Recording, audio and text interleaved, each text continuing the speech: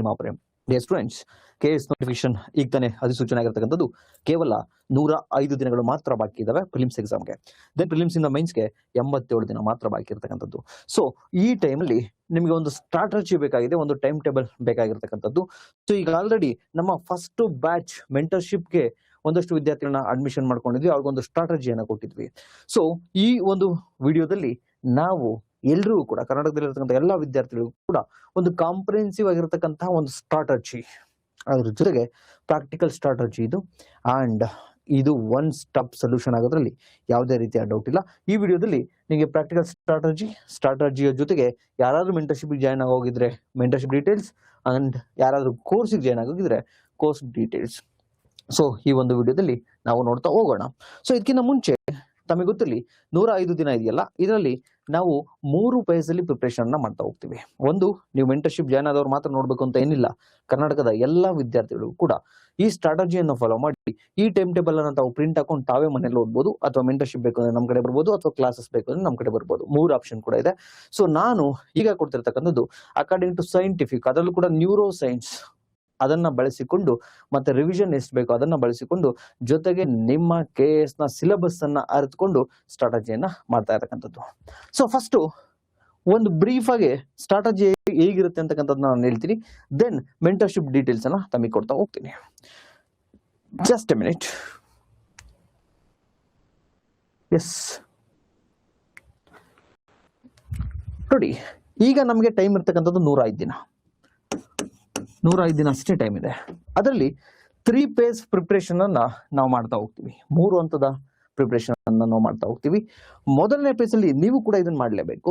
So first phase ಅಲ್ಲಿ ನೀವೇನ್ ಮಾಡ್ಬೇಕು ಅಂದ್ರೆ, ಮೊದಲನೇ ಹಂತದಲ್ಲಿ ತಮಗೆ ಈಗ ಆಲ್ರೆಡಿ ಗೊತ್ತಿದೆ 200 question, 400 marks, total 400 marks, around 200 ಕ್ವಶನ್ಗೆ 2 ಮಾರ್ಕ್ಸ್ ಒಂದೊಂದಕ್ಕೆ.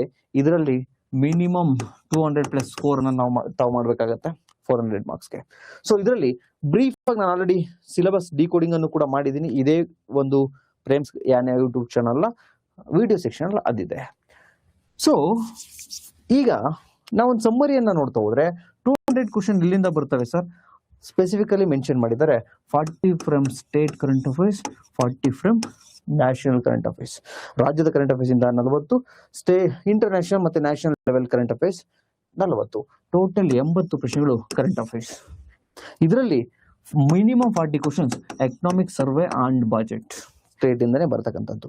ಸೊ 80 ಕ್ವಶನ್ ಅಲ್ಲ ಇತ್ತು. ರಿಮೈನಿಂಗ್ 120 ಕ್ವಶನ್ ಏನಿದೆ, ಇದರಲ್ಲಿ ರಿಮೈನಿಂಗ್ 120 ಕ್ವಶನ್ ಅಲ್ಲಿ science and environment, science and technology and environment 30 questions. Then mental ability 30 questions. ಅಲ್ಲಿಗೆ 80, ಇದೊಂದು 30 + 30 60, 140 ಕ್ವಶನ್ ಆಯ್ತು. ಇನ್ ರಿಮೈನಿಂಗ್ 60 ಕ್ವಶನ್ ನಿಮ್ಮ ಪೊಲಿಟಿ, ಜಿಯೋಗ್ರಫಿ ಮತ್ತೆ ಎಕನಾಮಿ ಜೊತೆಗೆ ಹಿಸ್ಟ್ರಿ, ಈ 4 ಸಬ್ಜೆಕ್ಟ್ ಇಂದ 60. ಸೊ ಇದು ತಮಗೆ ಗೊತ್ತಿದೆ. ಬ್ರೀಫ್ ಆಗಿ ನಾನು ಆಲ್ರೆಡಿ ನಿಮಗೆ ಸಿಲೆಬಸ್ ಡಿಕೋಡಿಂಗ್ ಅನ್ನ ಮಾಡಿದ್ದೀನಿ, ನೋಡ್ಬೋದು KS ಸಿಲೆಬಸ್ ಡಿಕೋಡಿಂಗ್ ಅನ್ನ. ಈಗ 3 ಫೇಸ್ ಅಲ್ಲಿ ಯಾವ ರೀತಿ ಪ್ರಿಪರೇಷನ್ ಮಾಡೋದು ಅಂದ್ರೆ, ಫಸ್ಟ್ ಮೊದಲನೇ ಅಂತ 50 ದಿನ. ಆ 50 ದಿನದಲ್ಲಿ ಏನ್ ಕವರ್ ಮಾಡ್ತೀವಿ ನಾವು ಅಂದ್ರೆ, ಒಂದು current affairs, then humanity subject, 3 subject ಅನ್ನ ಕವರ್ ಮಾಡ್ತಾ ಹೋಗೋಣ ಫಸ್ಟ್ 50 ಡೇಸ್.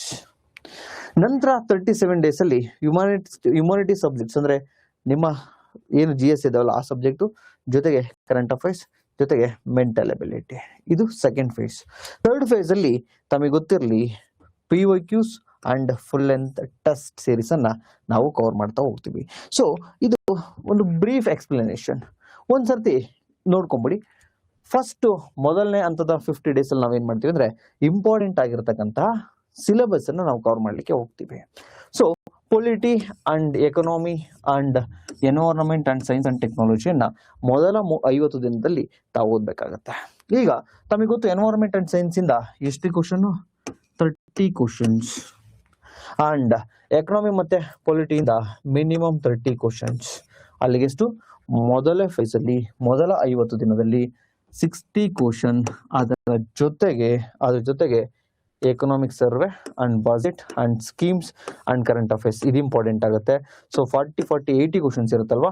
ಇಲ್ಲಿ ಮೊದಲನೇ 50 ಡೇಸ್ ಅಲ್ಲಿ ಕರೆಂಟ್ ಅಫೇರ್ಸ್ 40 ಕ್ವಶನ್ಗೆ ರೆಡಿ ಆಗೋಣ. ಇದು ಫಸ್ಟ್ ಫೇಸ್. ಅಲ್ಲಿಗೆ ಎಷ್ಟಾಯ್ತು ತಮಗೆ, ಟೋಟಲ್ 60 ಪ್ಲಸ್ 40 100 ಕ್ವಶನ್. ಮೊದಲನೇ ಫೇಸ್ ಅಲ್ಲಿ 100 ಕ್ವಶನ್ ನಾವು ರೆಡಿ ಆಗ್ತಾ ಹೋಗ್ಬೇಕಾಗುತ್ತೆ.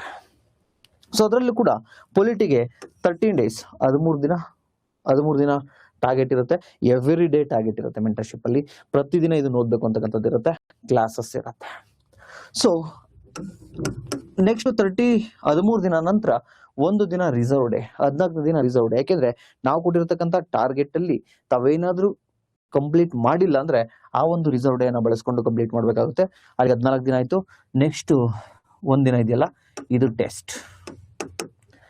ಟೆಸ್ಟ್. ಅಲ್ಲಿಗೆ ಪೊಲಿಟಿ 13 ದಿನ ಓದಿದ್ವಿ. ಒಂದಿನ ಏನಾದ್ರು ರಿಸರ್ವ್ ಡೇ ಏನಾದ್ರು ಬಾಕಿ ಇದ್ರೆ ಮುಗಿಸ್ಕೊಂಡ್ವಿ. ದೆನ್ ಒಂದಿನ ಟೆಸ್ಟ್. ಅಲ್ಲಿಗೆ 15 ಡೇಸ್ ಪೊಲಿಟಿ ಕಂಪ್ಲೀಟ್. ಇದರಲ್ಲಿ ಯಾವ್ದನ್ನ ಓದ್ಬೇಕು, ಯಾವ ಚಾಪ್ಟರ್ ಮೇಲೆ ಜಾಸ್ತಿ ಫೋಕಸ್ ಮಾಡಬೇಕು, ಸೊ ಕ್ಲಾಸಸ್ ಯಾವ್ದನ್ನ ಕೇಳಬೇಕು, ಜೊತೆಗೆ ಟೆಸ್ಟ್ ಎಲ್ಲವನ್ನು ಕೂಡ ನಾವು ಪ್ರೊವೈಡ್ ಮಾಡ್ತಾ ಹೋಗ್ತೀವಿ. ಸೊ ನಮ್ ಮೆಂಟರ್ಶಿಪ್ ಜಾಯ್ನ್ ಆಗಿಲ್ಲ ಅಂದ್ರೂ ಕೂಡ ನೀವು ಈ ಟೈಮ್ ಟೇಬಲ್ ಅನ್ನ ಫಾಲೋ ಮಾಡ್ಬೇಕಾಗತ್ತೆ. ಸೊ 15 ದಿನ ಆಯ್ತಾ. ದೆನ್ ಎಕನಾಮಿಕ್ ಬರ್ತಾ ಹೋದ್ರೆ 8 ಡೇಸ್ ಎಕನಾಮಿಗೆ ಟಾರ್ಗೆಟ್. ದೆನ್ ಒಂದಿನ ರಿಸರ್ವ್ ಡೇ, ಒಂದಿನ ಟೆಸ್ಟ್. Total 10 days. 10 ದಿನಕ್ಕೆ KSಗೆ ಎಕನಾಮಿನ ಯಾವ್ಯಾವ್ದು ಓದ್ಬೇಕು ಅದನ್ನ ನಾವು ನೋಡ್ತಾ ಹೋಗ್ತೀವಿ. ಸೊ ಅಲ್ಲಿಗೆ 15 ಡೇಸ್ ಆಯ್ತಲ್ವಾ. 15 ಪ್ಲಸ್ 10 25 ಡೇಸ್ ಆಯ್ತು. ಇನ್ ರಿಮೈನಿಂಗ್ 25 ಡೇಸ್ಗೆ ಎನ್ವೈರನ್ಮೆಂಟ್ 6 ಡೇಸ್ ಇಟ್ಸ್ ಎನಫ್. ನಾನೇ ಕ್ಲಾಸಸ್ ಅನ್ನ ಮಾಡಿದ್ದೀನಿ, ತುಂಬಾ ಚೆನ್ನಾಗಿದೆ. ಸೊ 6 ಡೇಸ್ ಪ್ಲಸ್ 1 ಡೇ ಟೆಸ್ಟ್ಗೆ, 1 ಡೇ ರಿವಿಷನ್ಗೆ, ಅಲ್ಲಿ ಟೋಟಲ್ 8 ಡೇಸ್ ಎನ್ವೈರನ್ಮೆಂಟ್ ನಿಮ್ಮ KSಗೆ. ನೋಡಿ, KS ಅಲ್ಲಿ ಎನ್ವೈರನ್ಮೆಂಟ್ ಅಂಡ್ ಸೈನ್ಸ್ ಎರಡೂ ಸೇರಿ 30 ಪ್ರಶ್ನೆಗಳಿರ್ತವೆ. ದೆನ್ ಸೈನ್ಸ್ ಅಂಡ್ ಟೆಕ್ನಾಲಜಿ 13 ದಿನ ಸೈನ್ಸ್ ಅಂಡ್ ಟೆಕ್ನಾಲಜಿ, 1 ದಿನ ರಿವಿಷನ್, 1 ದಿನ ಟೆಸ್ಟ್. ಟೋಟಲ್ 15 ದಿನ. ಅಲ್ಲಿಗೆ ಇಲ್ಲಿ ನೋಡಿ, polity and economy 30 questions and then 15 plus ಇಲ್ಲೊಂದು 18 20 23 ದಿನ. 23 ದಿನ ಇಲ್ಲೊಂದು 30 ದಿನ, 50 ದಿನ ಹೆಚ್ಚು ಕಡಿಮೆ ಇದು ಆಗ್ತಕ್ಕಂಥ. ಇಲ್ಲಿ 25 ದಿನ, ಇಲ್ಲಿ 23 ದಿನ, ಟೋಟಲ್ 48 ದಿನ. 48 ದಿನಕ್ಕೆ ಇಷ್ಟನ್ನ ಕಂಪ್ಲೀಟ್ ಮಾಡ್ತೀವಿ. ಇದ್ರ ಜೊತೆಗೆ ಎವ್ರಿ ಡೇ ನೀವು ಮಿನಿಮಮ್ 8 ಅವರ್ ಅನ್ನ ಓದ್ಬೇಕಾಗುತ್ತೆ. 8 ಅವರ್ ಅಲ್ಲಿ ಏನ್ ಫುಲ್ ಟೈಮ್ ಸ್ಟೂಡೆಂಟ್ ಇರ್ತಾರಲ್ಲ ಅವ್ರು 8 ಅವರ್ ಓದ್ಬೇಕು. 8 ಅವರ್ ಅಲ್ಲಿ 7 ಅವರ್ GSC ಕೊಡ್ಬೇಕು, 1 ಅವರ್ ಕರೆಂಟ್ ಅಫೇರ್ಸ್ ಕೊಡ್ಬೇಕು. ಕರೆಂಟ್ ಅಫೇರ್ಸ್ ಅನ್ನ ಯಾವ್ದು ಓದ್ಬೇಕು, ಯಾವ್ದನ್ನ ಬಿಡಬೇಕು ಅದನ್ನು ಕೂಡ ನಾವು ಸಜೆಸ್ಟ್ ಮಾಡ್ತೀವಿ. So full time students 7 hour GSಗೆ, 1 ಅವರ್ ಕರೆಂಟ್ ಅಫೇರ್ಸ್ ಕೊಡ್ಬೇಕಾಗುತ್ತೆ. ಅದೇ ತಾವೇನಾದ್ರೂ ಫುಲ್ ಟೈಮ್ ಸ್ಟೂಡೆಂಟ್ ಅಲ್ಲ ಸರ್, ನಾವು ಕೆಲಸ ಮಾಡ್ತಾ ಇದೀವಿ ಅಂದ್ರೆ ಮಿನಿಮಮ್ 5 ಅವರ್ GSC ಕೊಡ್ಬೇಕು, 1 ಅವರ್ ಕರೆಂಟ್ ಅಫೇರ್ಸ್ ಕೊಡ್ಬೇಕಾಗುತ್ತೆ. ಇದು ಮಿನಿಮಮ್. ಸೊ ಫಸ್ಟ್ ಫೇಸ್ ಅಲ್ಲಿ ಇಷ್ಟನ್ನ ಕವರ್ ಮಾಡ್ತೀವಿ. Environment, science and technology, polity and environment. Then second ಪೇಜಿಗೆ ಬಂದಾಗ ಅಲ್ಲಿಗೆ ಎಷ್ಟು ಕ್ವಶನ್ ಕವರ್ ಮಾಡಿದ್ವಿ? ಇಲ್ಲಿ 30 plus 30 60 plus current affairs 40 100 question ಅನ್ನ ಕವರ್ ಮಾಡಿದ್ವಿ ಫಸ್ಟ್ 50 ಡೇಸ್ ಅಲ್ಲಿ. ನೆಕ್ಸ್ಟ್ 37 ಡೇಸ್ ಅಲ್ಲಿ ನಂತರ ಸೆಕೆಂಡ್ ಪೇಜ್ ಇದು. ಇಲ್ಲಿ ಜಿಯೋಗ್ರಫಿ ಫಿಸಿಕಲ್ ಜಿಯೋಗ್ರಫಿಗೆ ಎಕ್ಸ್ಕ್ಲೂಸಿವ್ ಆಗಿ ಟೈಮ್ ಕೊಡಬೇಕಾಗುತ್ತೆ. ಬಿಕಾಸ್ ಫಿಸಿಕಲ್ ಜಿಯೋಗ್ರಫಿ 4 ರಿಂದ 5 ಪ್ರಶ್ನೆಗಳು ಕೇಳತಕ್ಕಂಥ ಸಾಧ್ಯತೆ ಇದೆ. Then Karnataka ಜಿಯೋಗ್ರಫಿಗೆ 4 days plus 1 day ರಿವಿಷನ್ಗೆ ಕರ್ನಾಟಕ ಜಿಯೋಗ್ರಫಿ 5 ದಿನ ಆಯ್ತು. Next Indian geography 7 days, world geography 2 days. Over all complete ಜಿಯೋಗ್ರಫಿಗೆ 19 ದಿನ. 19 ದಿನದ ಜೊತೆಗೆ 1 ದಿನ ರಿಸರ್ವ್ ಡೇ, 1 ದಿನ ಟೆಸ್ಟ್. ಟೋಟಲ್ ಓವರ್ ಆಲ್ ಎಷ್ಟಾಯ್ತು? 21 ದಿನ ಆಯ್ತು ಜಿಯೋಗ್ರಫಿಗೆ.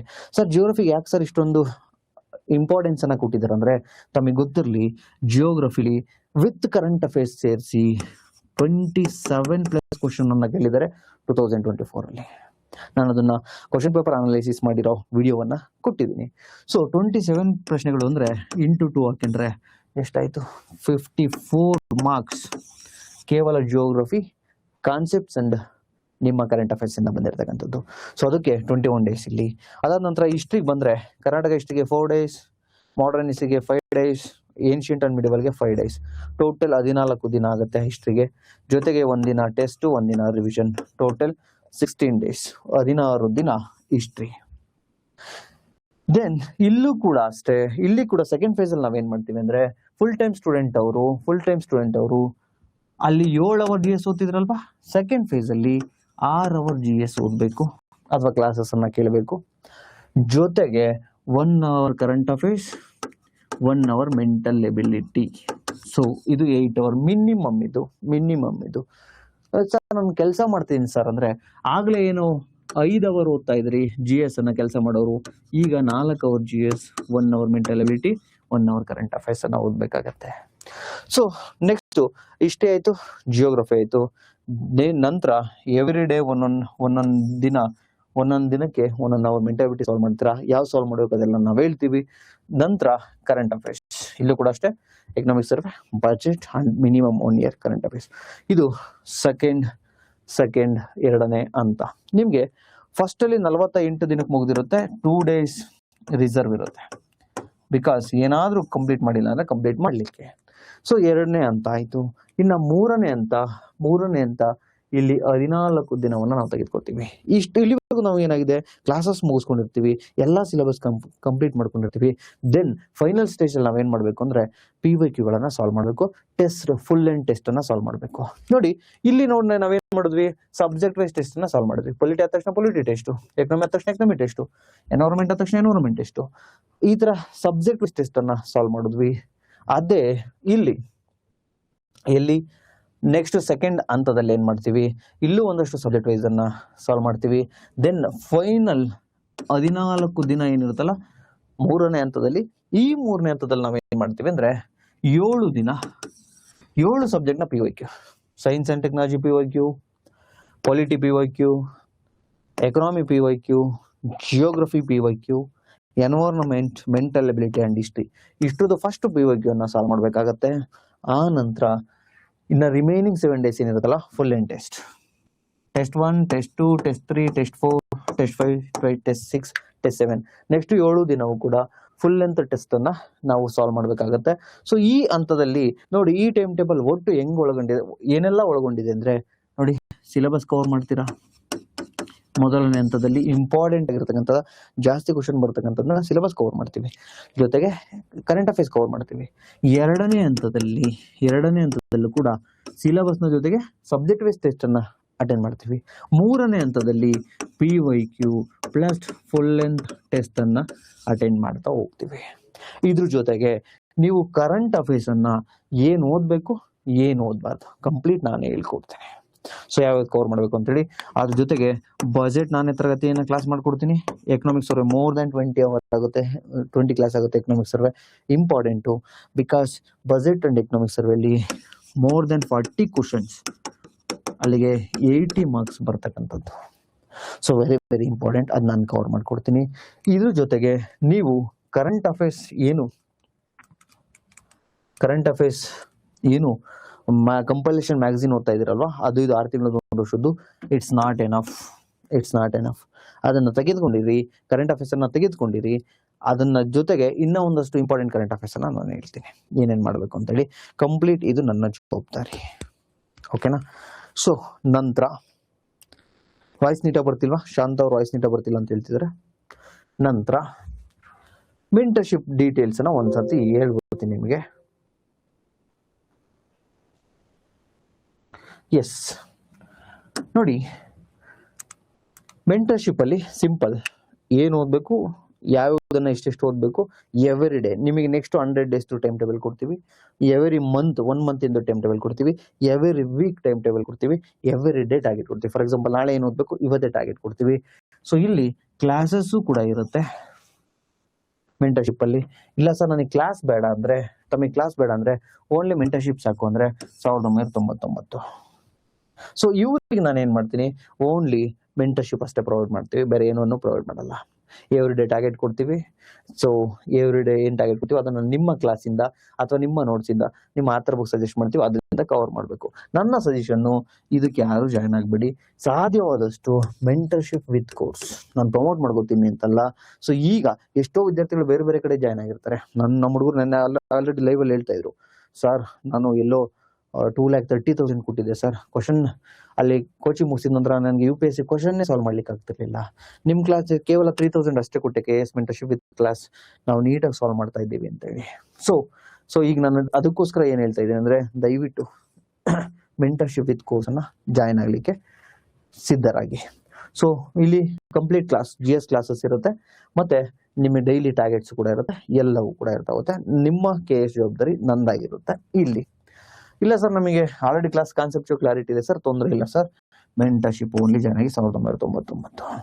ಸರ್ ನಮಗೆ ಮೆಂಟರ್ಶಿಪ್ ಬೇಕು ಸರ್, ಕ್ಲಾಸಸ್ ಬೇಕು ಸರ್, ಟೆಸ್ಟ್ ಕಿಟ್ಟು ಬೇಕು ಸರ್. ನೋಡಿ ಟೆಸ್ಟ್ ಸೀರೀಸ್ ತೆಗೆದುಕೊಳ್ಳೇಬೇಕು. ಬೇರೆ ಹತ್ರ ತೆಗೆದುಕೊಂಡಿದ್ರೆ ಇಟ್ಸ್ ಓಕೆ, ಮೆಂಟರ್ಶಿಪ್ ಮತ್ತೆ ಕ್ಲಾಸ್ ಮಾತ್ರ ಜಾಯ್ನ್ ಆಗಿ. ಇಲ್ಲ ಸರ್ ನನ್ನ ಹತ್ರ ಯಾವ್ದು ಟೆಸ್ಟ್ ಇಲ್ಲ, ಸಬ್ಜೆಕ್ಟ್ ವೈಸ್ ಫುಲ್ ಅಂತ ನೀವೇ ಕಳ್ಸಿಕೊಡಿ ಅಂದ್ರೆ ನಿಮ್ಮ ಮನೆಗೆ ಕಳ್ಸಿಕೊಡ್ತೀವಿ ಕಂಪ್ಲೀಟ್ ಕಿಟ್ ಅನ್ನ 3499. ಇಲ್ಲಿ ಮೆಂಟರ್ಶಿಪ್, ಕ್ಲಾಸ್, ಟೆಸ್ಟ್ 3 ಕೂಡ ಇರ್ತಕ್ಕಂಥದ್ದು. Admission date 31/8/2026. ನಾವು ಫಸ್ಟ್ ಬ್ಯಾಚಿಗೆ ತುಂಬಾ ಜನಕ್ಕೆ ರಿಜೆಕ್ಟ್ ಮಾಡಿದ್ವಿ ಬಿಕಾಸ್ ಲೇಟ್ ಆಗಿ ಬಂದ್ರು ಅಂತ ಹೇಳಿ. Last date 4/8/2026. ಲಾಸ್ಟ್ ಡೇಟ್ ಆದ್ಮೇಲೆ ಈಗಲೇ ಹೇಳ್ತಾ ಇದೀನಿ, ದಯವಿಟ್ಟು ಯಾರು ಬರಬೇಡಿ, ಯಾರಿಗೂ ಅಡ್ಮಿಷನ್ ಅನ್ನ ಕೊಡಲ್ಲ. ಕ್ಲಾಸಸ್ ಬೇಕಂದ್ರೆ ಆಪಲ್ಲಿ ಇರುತ್ತೆ ಜಾಯ್ನ್ ಆಗಿ, ಬಟ್ ಮೆಂಟರ್ಶಿಪ್ ಲಾಸ್ಟ್ ಡೇ ಆದ್ಮೇಲೆ ಅಡ್ಮಿಷನ್ ಅನ್ನ ಕೊಡಲ್ಲ. ಸರ್ ಅಡ್ಮಿಷನ್ ಯಾವ ರೀತಿ ಸರ್ ತೆಗೆದುಕೋಬೇಕು?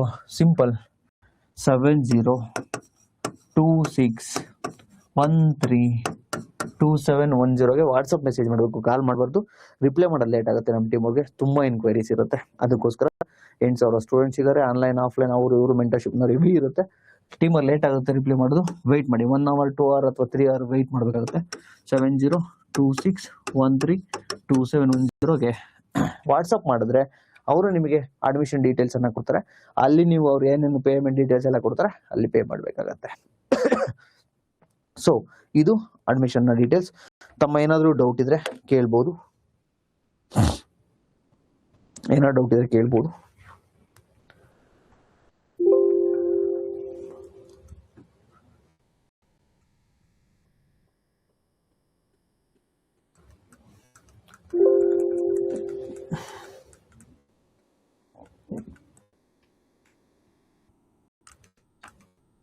ಅತಿ ಶೀಘ್ರದಲ್ಲಿ ಮೆಂಟರ್ಶಿಪ್ ಜಾಯ್ನ್ ಆಗಿರೋರಿಗೆ ನಾನು ಟೈಮ್ ಟೇಬಲ್ ಅನ್ನ ಕೊಡ್ತೀನಿ, ಪ್ರತಿದಿನ ಏನೇನು ಮಾಡ್ಬೇಕು ಅಂತ ಹೇಳಿ.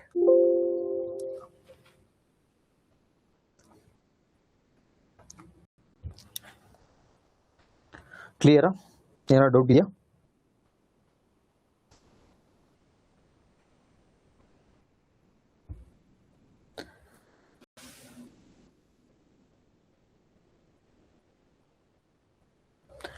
ಎಸ್, ನಾನು ಈಗ ತಾನೇ ಮೈನ್ಸ್ ಬಗ್ಗೆ ಮಾತಾಡ್ತಾ ಬರ್ತಾ ಇದ್ದೆ.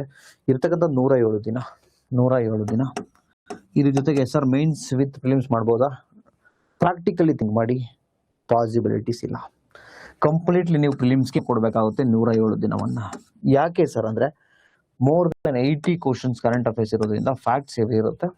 ಸೊ ಪ್ರಿಪ್ರೇಷನ್ ಟೈಮ್ ಬೇಕು, ಸಿಲೆಬಸ್ ಜಾಸ್ತಿ ಇದೆ. ಸೊ 107 ದಿನ ಏನಿದೆಯಲ್ಲ, 105 ದಿನ ಏನಿದೆಯಲ್ವಾ, ಮಿನಿಮಮ್ 100 days ನೀವು ಪ್ರಿಪ್ರೇಷನ್ ಕೊಡ್ಲೇಬೇಕು ಪ್ರಿಲಿಮ್ಸ್ಗೆ. ಇಲ್ಲಿ ಮೈನ್ಸ್ ಪ್ರಿಪೇರ್ ಆಗಿ ಮಾಡ್ತೀನಿ ಸರ್ ಅಂದ್ರೆ ಕಷ್ಟ ಸಾಧ್ಯ. 1% ಪೀಪಲ್ ಅಥವಾ ಲೆಸ್ ದೆನ್ 1% ಪೀಪಲ್ ಮಾಡ್ಬೋದು, ಆಲ್ರೆಡಿ ತುಂಬಾ ಅನುಭವ ಇದ್ರೆ ಈ ಫೀಲ್ಡ್ ಅಲ್ಲಿ. ಅದರ್ವೈಸ್ ಪ್ರಾಕ್ಟಿಕಲ್ ಆಗಿ ಥಿಂಕ್ ಮಾಡಿದ್ರೆ ಕಷ್ಟ. Yes Sumitra ma'am, already receive kit only mentorship with course. Yes definitely, ನಮ್ದು ಆಲ್ರೆಡಿ ಟೆಸ್ಟ್ ಅನ್ನ ತೆಗೆದುಕೊಂಡಿದ್ರೆ ಓನ್ಲಿ ಮೆಂಟರ್ಶಿಪ್ ವಿತ್ ಕೋರ್ಸ್ ಅನ್ನ ಜಾಯ್ನ್ ಆಗಿ, ಕೋರ್ಸ್ ಅಂಡ್ ಮೆಂಟರ್ಶಿಪ್ ಅನ್ನ ಮಾತ್ರ ಜಾಯ್ನ್ ಆಗಿ 2000 ವಿತ್ ಟೆಸ್ಟ್ ಸೀರೀಸ್ ಬೇಕಾದ್ರೆ ಓನ್ಲಿ ಮೆಂಟರ್ಶಿಪ್ ಯೂಸ್ ಇಲ್ರಿ, ನಾನೇ ಹೇಳ್ತಾ ಇದ್ದೀನಿ. ಬಿಕಾಸ್ ನನಗೆ ಗೊತ್ತು, ನಾನು ಹೇಳಿದ್ನಲ್ಲ, ಯಾರು 2,30,000 ಬೇರೆ ಕಡೆ ಕೋಚಿಂಗ್ ಹೋಗಿ ಬಂದಿರೋರು ಬೆಂಗಳೂರು ಮತ್ತೆ ಇಂಡಿಯಾ ರೆಪ್ಯೂಟೆಡ್ ಇನ್ಸ್ಟಿಟ್ಯೂಷನ್ ಬಂದಿರೋ ಸ್ಟೂಡೆಂಟ್ಸ್ ಇದ್ದಾರೆ. ನಾನು ನಿಮಗೆ ಒಂದು 50% ಆದ್ರೂ ಗ್ಯಾರಂಟಿ ಕೊಡಬೇಕು ಅಂದ್ರೆ ವಿತ್ ಕೋರ್ಸ್ ಅನ್ನ ಜಾಯ್ನ್ ಆಗಿ. ನೀವು ಅನ್ಕೋಬಹುದು ಸರ್ ಪ್ರಮೋಷನ್ ಮಾಡ್ಕೋತಿದ್ದಾರೆ ಅಂತ, ಅನ್ಕೊಳ್ಳಿ, ತೊಂದರೆ ಇಲ್ಲ, ಬಟ್ ರಿಯಾಲಿಟಿ. ಯಾವ ಬುಕ್ಸ್ ಅನ್ನ ಓದ್ಬೇಕು, ನಾನು ಬುಕ್ ಲಿಸ್ಟ್ ಅನ್ನ ಕೊಡ್ತೀನಿ, ಓಕೆನಾ? ಬುಕ್ ಲಿಸ್ಟ್ ಕೊಡ್ತೀನಿ ನೋಡಿ. ನಾನು ಮೆಂಟರ್ಶಿಪ್ ಅಲ್ಲಿ ಮತ್ತೆ ಕ್ಲಾಸಲ್ಲಿ ಹೇಳ್ತೀನಲ್ವಾ, mentorship with class test series ಅನ್ನ ತೆಗೆದುಕೊಂಡ್ರೆ 80% ನಮ್ಮ ಕ್ಲಾಸು, ನಮ್ಮ ಟೆಸ್ಟ್ ಸೀರೀಸ್ ಮೆಂಟರ್ಶಿಪ್ ಅವರಾಗಿರುತ್ತೆ. ಒಂದು ಇನ್ನೊಂದು 20% ಏನ್ ಮಾಡ್ಬೇಕು ಅಂದ್ರೆ ಕರೆಂಟ್ ಅಫೇರ್ಸ್ ಮ್ಯಾಗಝಿನ್ ಹೇಳ್ತೀನಿ, ಅದನ್ನ ನೀವು ತೆಗೆದುಕೋಬೇಕು. ಅದರಲ್ಲಿ ಏನ್ ಓದ್ಬೇಕು ಅಂತ ನಾನು ಹೇಳ್ತೀನಿ. ಅಂಡ್ ಅನದರ್ ಥಿಂಗ್, ನಿಮ್ಮ ಕರೆಂಟ್ ಅಫೇರ್ಸ್ ಮ್ಯಾಗಝಿನ್ ಅಲ್ಲಿ ಇರ್ತಕ್ಕಂಥ ಸಾಕಾಗಲ್ಲ, ಬೇರೆ ಬೇಕಾಗುತ್ತೆ, ಎಕನಾಮಿಕ್ಸ್ ಅವರು ಬಜೆಟ್ ಎಕ್ಸೆಟ್ರಾ ಅದನ್ನ ನಾನು ಮಾಡ್ಕೊಡ್ತೀನಿ. ಕ್ಲಿಯರ್? ಎಸ್ ಮಾನಸ್ ಅವರೇ, ಎಸ್ ಓಕೆ. ಮೆಂಟರ್ಶಿಪ್ ಕ್ಲಾಸಸ್ ತೆಗೆದುಕೊಂಡಿದ್ದೀರಂತ ನೀವು, ಈಗ ಟೆಸ್ಟ್ ಅನ್ನ ತೆಗೆದುಕೋಬೇಕಾಗುತ್ತೆ. ಟೆಸ್ಟ್ ಬರೀ ಓನ್ಲಿ ಟೆಸ್ಟ್ ಹೆಂಗ್ ಸರ್ ತೆಗೆದುಕೊಳ್ಳೋದು? ಆಲ್ರೆಡಿ ಮೆಂಟರ್ಶಿಪ್ ಅಲ್ಲಿ ಇದ್ದೀನಿ, ಕ್ಲಾಸ್ ಅಲ್ಲಿ ಇದ್ದೀನಿ ಅಂದ್ರೆ ಅವರು ಆಪ್ಗೆ ಹೋಗಿ, ಫ್ರೇಮ್ಸ್ ಕ್ಲಾಸಸ್ ಆಪ್ಗೆ ಹೋಗಿ, ಅಲ್ಲಿ PC PSI KS ಅಂತ ಒಂದು ಟೆಸ್ಟ್ ಸೀರೀಸ್ ಇದೆ, ಅರೌಂಡ್ 700+ ಅಥವಾ 600+ ಸಮಥಿಂಗ್ ಇದೆ. ಅದನ್ನ ಜಾಯ್ನ್ ಆದ ನಂತರ 7026132710 ವಾಟ್ಸಪ್ಗೆ ತಮ್ಮ ಅಡ್ರೆಸ್ ಕಳಿಸಿದ್ರೆ ತಮ್ಮ ಮನೆಗೆ ನಾವು ಕಳಿಸ್ಕೊಡ್ತೇವೆ. ಕ್ಲಿಯರ್? ಏನೋ ಡೌಟ್ ಇದ್ರೆ ಕೇಳ್ಬೋದು, ಇಲ್ಲ ಹೊರಡ್ತೀನಿ ನಾನು, ಬೇರೆಯವ್ರ ಸ್ಕೆಡ್ಯೂಲ್ ಇದೆ.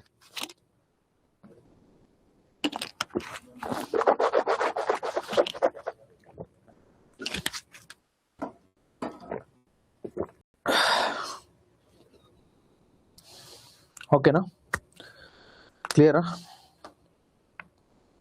Okay, thank you, bye, see you, take care.